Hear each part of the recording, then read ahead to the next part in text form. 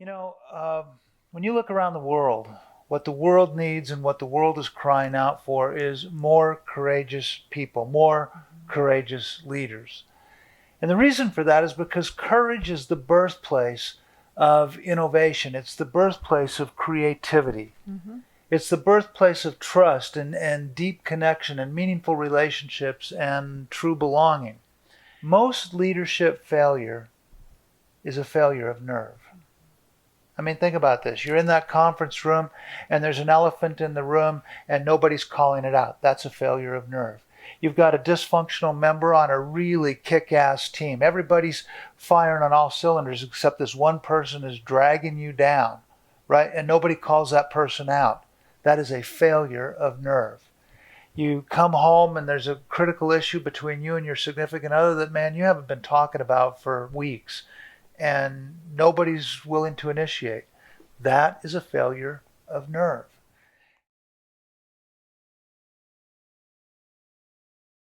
Doing epic work and living an epic life calls you to courage. Why? Because you are going to step out of the comfort zone. You're doing things that other people are afraid to do. You're going left unread. You're standing out instead of fitting in.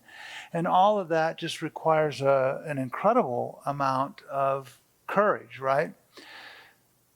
But there's a problem. And Jackie alluded to it in the intro to this module. You have an enemy. In fact, you have two of them: fear and resignation.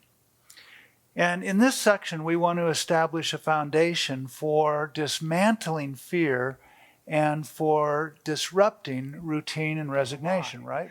Fear is the champion of the status quo, the check swing, the rounded corner that keeps us from doing the kind of creative things that the world wants from us.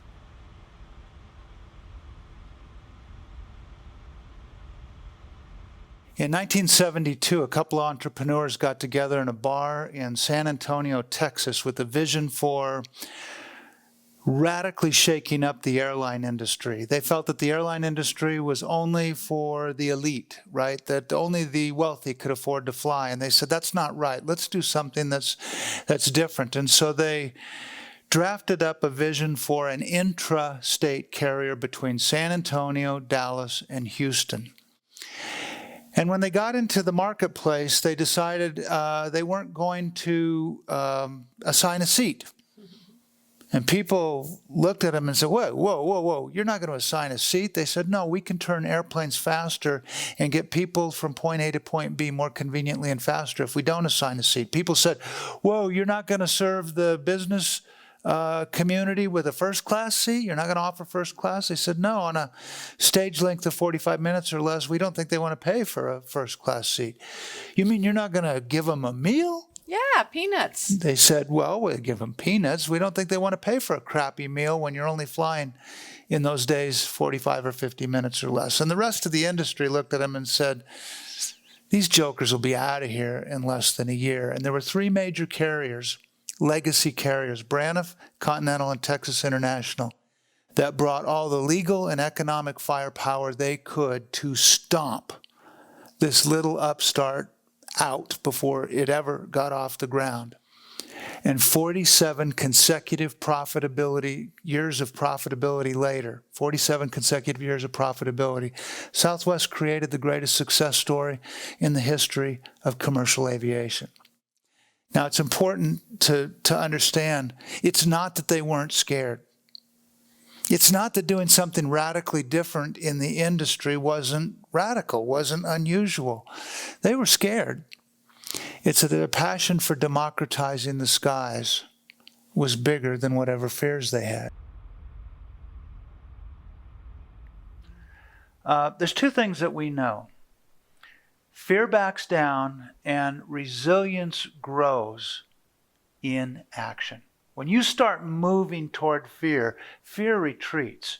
When you look fear in the eye or you look resignation in the eye and say, you know what, I have an intolerable no. I am not going to let you take me out, and I'm moving toward you, not running from you.